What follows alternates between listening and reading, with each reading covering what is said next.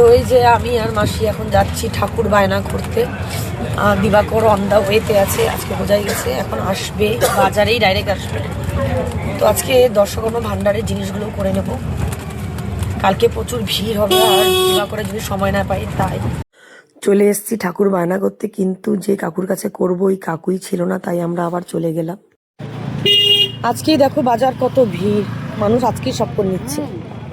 আর সামনে একটা প্যান্ডেল আছে, এটা হচ্ছে প্রতি বছর বড় করে সরস্বতী পুজো হয় এই প্যান্ডেলটা। চলে আসলাম দর্শকর্মা ভান্ডারে, জিনিস নিব। ওর বাবাকে দেখে দেখো পপ পপ ফটানো শুরু হয়ে গেল।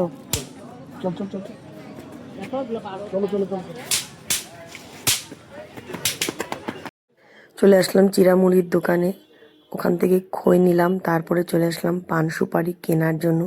তো ওখানে দাঁড়িয়ে দাঁড়িয়ে দেখলাম একটা সরস্বতী প্রতিমা নিয়ে যাচ্ছে, খুব ভালো লাগলো দেখে।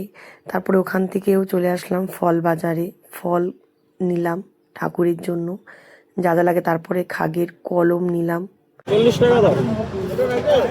হ্যাঁ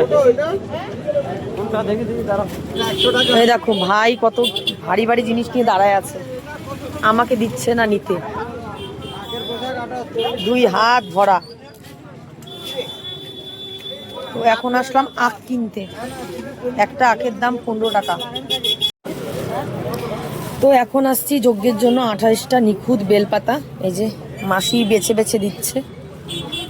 তো ঘরের দিকে রওনা হয়েছিল, আবার মনে পড়লো না কালকে আশা করে লাভ নেই, এখন নিয়েই নেই। এখন বাজে ঘড়িতে 9টা 15। এই যে বাজার করে অটোতে উঠলাম, এখন যাব ঠাকুর বায়না করতে। প্রথমে গেছিলাম তো কাকু ছিল না, তাই তো মাসি দিবাকর টায়ার্ড, ও চলে গেছে, মাসিও গেছে, সোনামাও চলে গেছে, আছি হচ্ছে আমি আর ভাই।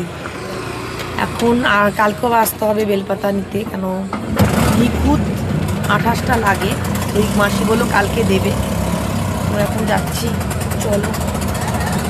আমাদের পুজোর বাজার টুকিটাকি কিছু বাকি আছে, কালকে আবারও আসতে হবে। আর যেহেতু রাত্র অনেকটাই বেজে গেছে না, আর করলাম না, দোকানপাটও বন্ধ হয়ে যাচ্ছিলো যেহেতু শীতকাল। তো প্রতিমার জন্য কালকে আবারও আসতে হবে, ওই কাকুটা বললো। তাহলে চলো, আমার ভিডিও যদি তোমাদের ভালো লেগে থাকে অবশ্যই আমার পাশে থেকো, তোমাদের সাথে আমার আগে আরও অনেক কথা হবে।